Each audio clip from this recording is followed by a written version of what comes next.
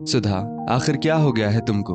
अम्मा जी आज बता रही थी कि तुमने 4 दिन से उनसे बात नहीं की, और यहाँ तक कि जब उन्होंने तुम्हारे पास फोन किया तब भी तुमने उनका फोन उठाना उचित नहीं समझा। क्यों कर रही हो तुम ऐसा?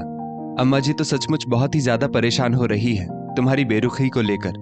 बेहद मजबूत इरादों की अम्मा जी की आंखों को इन 4 दिनों में कई कई बार मैंने आंसुओं से भरी हुई देखा है। वसुधा ने अपनी छोटी बहन सुधा को फोन करते ही उससे उलाहने भरे स्वर में कहा, क्योंकि उसको अपनी माँ की परेशानी बहुत ज्यादा खल रही थी। वसुधा जीजी, नहीं बात करनी मुझको कोई भी अम्मा जी से। सुधा बिना कुछ सोचे समझे ही एकदम चिंचिनाते हुए बोली। लेकिन सुधा, आखिर बात क्या है जो तुम उनसे इस तरह का व्यवहार कर रही हो? मेरी तो कुछ भी समझ में नहीं आ रहा। लाख पूछने पर भी अम्मा जी कुछ नहीं बता रही। तुम ही बताओ कि आखिर क्या बात है? क्यों तुम बात नहीं कर रही उनसे, और क्यों वो इतना परेशान है? जबकि पहले तो तुम अम्मा जी से एक दिन भी बात किए बिना रह नहीं पाती थी, अब अचानक इतनी बेरुखी। वसुधा ने अपनी माँ और छोटी बहन के बीच की अनबन को समझना चाहा। जी जी, तब की बात अलग थी, और जब माँ ही अपनी दोनों बेटियों के बीच में भेदभाव करे तो गुस्सा तो आना स्वाभाविक ही है ना। सुधा ने बहुत ही रूखेपन से जवाब दिया। क्या कह रही हो तुम? दोनों बहनों में भेदभाव? मुझे तो तुम्हारी गोल गोल बातें बिल्कुल भी समझ में नहीं आ रही है। आखिर क्या भेदभाव कर दिया उन्होंने हम दोनों के बीच में? मुझसे ज्यादा प्यार करती हैं वो तुमको? वसुधा ने आश्चर्यचकित होकर पूछा। जी जी, ये सब शायद उनका दिखावा था। और हाँ, अब आप इतनी नादान तो मत ही बनिए कि आपको कुछ नहीं पता। अम्मा जी भला आपसे कुछ कभी छुपाती भी है? मुझको तो पता ही था कि आप हमेशा ही मुझसे ज्यादा अम्मा जी की लाडली रही हो, तो भला आप क्यों किसी भी बात से अनभिज्ञ होंगी? सुधा के शब्दों में अपनी माँ और बहन दोनों के ही लिए रोष छलक रहा था, और वो आक्रामक होकर बोले चली जा रही थी। सुधा, आखिर तुम ऐसी बातें क्यों कर रही हो? मुझको बिल्कुल भी अच्छा नहीं लग रहा है। भला एक माँ अपने बच्चों के बीच कहाँ भेदभाव कर सकती है? यकीन मानो मेरा कि अम्मा जी तुमको मुझसे ज्यादा ही प्यार और स्नेह देती है। बस मेरी परिस्थितियां कुछ बिगड़ गई तो मुझको मजबूरी में अम्मा जी के पास ही रहना पड़ रहा है।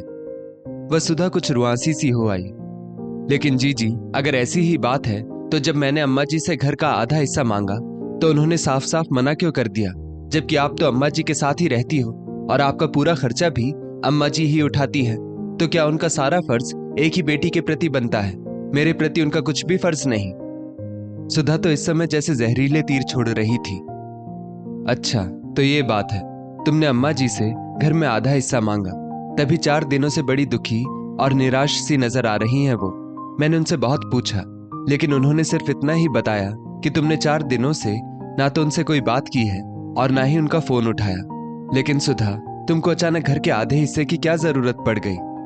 वसुधा ने सुधा से बड़ी ही आत्मीयता से पूछा। क्यों जीजी, क्या अम्मा जी की सारी जायदाद पर आपका अकेली का ही हक है? मैं भी उनकी बेटी हूँ, क्या मेरा कोई हक नहीं बनता उनकी जायदाद में? सुधा एकदम से वसुधा की बात सुनकर चिढ़ते हुए बोली, जबकि जायदाद के नाम पर उसकी माँ के पास सिर्फ एक घर ही बचा था, वो भी बिल्कुल छोटा सा। सुधा अपनी बहन वसुधा से इतना ज्यादा क्यों चिढ़ रही थी? चलिए पहले आपको इस बात से अवगत करवाते हैं। वसुधा की शादी रघुनाथ जी और दामिनी जी ने बड़ी धूमधाम और अरमानों से की थी, लेकिन वसुधा अपने ससुराल में बिल्कुल भी खुश नहीं थी। उसके ससुराल वाले और पति सब लोग मिलकर उसको तरह तरह से प्रताड़ित करते। वसुधा रो रो कर अपनी अम्मा जी और बाबूजी से सब कुछ बताती, और एक दिन तो उसके पति ने गुस्से में आकर वसुधा को सीढ़ियों से ही धक्का दे दिया। वसुधा के पैर और सिर में बहुत ज्यादा चोट आई। आखिरकार तंग आकर दामिनी जी और रघुनाथ जी उसे अपने साथ घर ले आए, लेकिन वसुधा के पैर में पता नहीं उस समय लोहा लग गया या कुछ और, कि उसके पैर में सेप्टिक हो गया और उसका पैर काटना पड़ गया। उसके पति ने उसको तलाक का नोटिस भेज दिया। दामिनी जी और रघुनाथ जी परेशान तो हो ही गए थे, इसीलिए उन्होंने भी वसुधा को तलाक दिलवा ही दिया, क्योंकि जब सही सलामत स्थिति में ढंग से नहीं रखा वसुधा को उसके ससुराल वालों ने, तो पैर कटने के बाद कैसे रख सकते थे? अब तो वसुधा पूरी तरह से अपने माँ बाप पर आश्रित हो गई। सुधा भी अपनी बहन का खूब ख्याल रखती, लेकिन तब तक उसकी शादी नहीं हुई थी। बेटी वसुधा का दुख रघुनाथ जी को अंदर तक इतना दुखी कर गया कि एक रात वो ऐसे सोए कि सुबह उठे ही नहीं। अब तो दामिनी जी, वसुधा और सुधा पर जैसे मुसीबतों का पहाड़ ही टूट पड़ा था, क्योंकि रघुनाथ जी एक प्राइवेट कंपनी में नौकरी करते थे आमदनी का अब कोई जरिया ही नहीं था उन लोगों के पास। बस गांव में एक खेत और एक छोटा सा अपना पुश्तैनी घर। उस समय दामिनी जी ने किसी तरह से खुद को संभाला और घर का ऊपरी हिस्सा किराए पर चढ़ा दिया।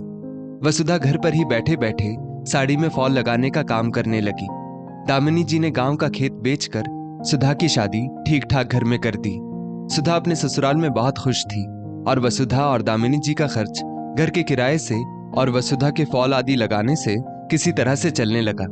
सुधा की ससुराल अच्छी खासी संपन्न थी और इसीलिए शादी के बाद उसके व्यवहार और रहन सहन में बहुत ज्यादा बदलाव आने लगा। मिलनसार सुधा घमंडी बनने लगी और समय के साथ धीरे धीरे वो अपनी माँ और बहन को ही तुच्छ समझने लगी। खास करके वसुधा तो उसको अपनी आंखों का कांटा ही लगने लगी, क्योंकि उसके मन में कहीं ना कहीं लालच का समावेश सा होने लगा। वो हमेशा यही सोचती रहती कि कहीं दामिनी जी अपना सब कुछ वसुधा के नाम ही ना करते, तब तो वो उस संपत्ति से वंचित रह जाएगी। अब जो बहन उसको बड़ी प्यारी लगती थी वही उसकी आंखों में खटकने लगी और इसीलिए उसने अपनी माँ से घर का आधा हिस्सा अपने नाम पर करने के लिए कहा था। और इसके विपरीत सुधा का पति करण बहुत ही नेक दिल और समझदार इंसान। वो दामिनी जी और वसुधा को पूरा पूरा सम्मान देता था। दामिनी ने रो रो कर समझाया भी सुधा को कि सुधा बेटा, वसुधा असहाय है, लाचार है, उसके तो आगे पीछे मेरे अलावा कोई भी नहीं है। अगर मैं आधा घर तुम्हारे नाम कर दूंगी तो वो बेचारी कैसे काम चलाएगी अपना, कैसे और किसके सहारे जिंदगी जिएगी वो अपनी। कुछ तो तरस खाओ अपनी बड़ी बहन पर, और घर है ही कितना बड़ा, तुमसे तो घर की कोई भी परिस्थिति छुपी हुई नहीं है, फिर भी तुम ऐसी बातें कर रही हो। तुम्हारे पास तो ईश्वर की कृपा से सब कुछ है। अगर तुम्हारी बहन के पास ये घर रहेगा तो वो कम से कम किराए से ही अपने गुजारे भर का काम चला लेगी, वरना तो वो किसके सहारे जिएगी। मत जिद करो मेरी बच्ची। तो फिर ठीक है, आप अब अपनी बड़ी बिटिया से ही संबंध रखिए। समझ लीजिए कि आपकी छोटी बिटिया मर गई। और इतना कहकर सुधा ने फोन काट दिया। दामिनी जी तो अरे अरे ही करती रह गई। इस बात को 4 दिन बीत गए, लेकिन ना सुधा ने सामने से माँ को फोन किया और ना ही दामिनी जी का फोन उठाया। सुधा, तुम चिंता ना करो, मैं अम्मा जी को मना लूंगी, और हाँ, मैं पूरा ही घर तुमको दिलवा दूंगी, क्योंकि मेरा तो वैसे भी अब इस जिंदगी से मन ऊब गया है। मैं आधा हिस्सा भी नहीं लेना चाहती। ये कहकर वसुधा रोने लगी, लेकिन तब तक पीछे से दामिनी जी आ गई। नहीं वसुधा, मैं इस घर को किसी भी हालत में सुधा के नाम नहीं करूंगी। इस घर पर सिर्फ और सिर्फ तुम्हारा अधिकार रहेगा। अगर सुधा हमसे संबंध नहीं रखना चाहती तो कोई बात नहीं, मैं समझूंगी कि भगवान ने मुझको एक ही बेटी दी थी। आज मुझको सचमुच अपनी कोख पर शर्म आ रही है, जिसने सुधा जैसी लालची बेटी को जन्म दिया। और हाँ वसुधा, तू भी कान खोलकर सुन ले, आज के बाद इस घर के टुकड़े करने के लिए नहीं कहेगी तू, वरना तू मेरा मरा मुंह देखेगी। ये कहकर दामिनी जी फूट फूट कर रोने लगी। अम्मा जी प्लीज, आप ऐसी बातें बिल्कुल भी मत करिए और रोइए भी मत। देखिएगा आप, सब ठीक हो जाएगा। आप ही तो कहती हैं कि भगवान पर भरोसा रखो, वो सब ठीक करेगा। ये कहकर वसुधा भी दामिनी जी के आंसू पोंछते पोंछते उनसे चिपक कर रोने लगी। अभी दोनों माँ बेटी एक दूसरे के लिपट कर रो ही रही थी कि एकदम से फोन की घंटी घन घन करके घनघना उठी। वसुधा ने जब देखा तो फोन सुधा के पति करण का था। सॉरी अम्मा जी, अभी जब मैं दुकान से घर खाना खाने आया तो मैंने पीछे से सुधा की वसुधा जी के साथ हो रही सारी बातचीत को सुन लिया। मुझको तो सचमुच विश्वास ही नहीं हो रहा, सुधा इतनी ज्यादा लालच में कैसे गिर सकती है कि वो अपनी लाचार बहन की ही दुश्मन बन बैठी है। मैं सुधा की तरफ से आप दोनों से हाथ जोड़कर माफी मांग रहा हूं, और यकीन मानिए हमको आप लोगों से कोई हिस्सा नहीं चाहिए, क्योंकि ईश्वर ने हम लोगों को सब कुछ दिया है। और हाँ, लीजिए आप सुधा से भी बात कर लीजिए। सुधा के पति करण ने शर्मिंदा होकर कहा, हेलो अम्मा जी, मुझको माफ कर दीजिए। पता नहीं किस लालच के वशीभूत होकर मैंने आप दोनों से इतना कुछ कह डाला। करण तो सचमुच मुझ पर बहुत ही ज्यादा नाराज हुए, लेकिन आप दोनों भी मुझे माफ कर दीजिए, क्योंकि करण कह रहे हैं जब तक आप लोग मुझे माफ नहीं करोगे तब तक वो भी मुझसे बात नहीं करेंगे। ये कहकर सुधा फोन पर ही रोने लगी। कोई बात नहीं सुधा बेटा, कभी कभी इंसान लालच के वशीभूत होकर अपने रिश्ते नाते सब दांव पर लगा देता है, लेकिन मैं सचमुच भाग्यशाली हूं जो मुझको बिल्कुल बेटे के समान दामाद मिला करण के रूप में, जिसने सब बातों को संभाल लिया।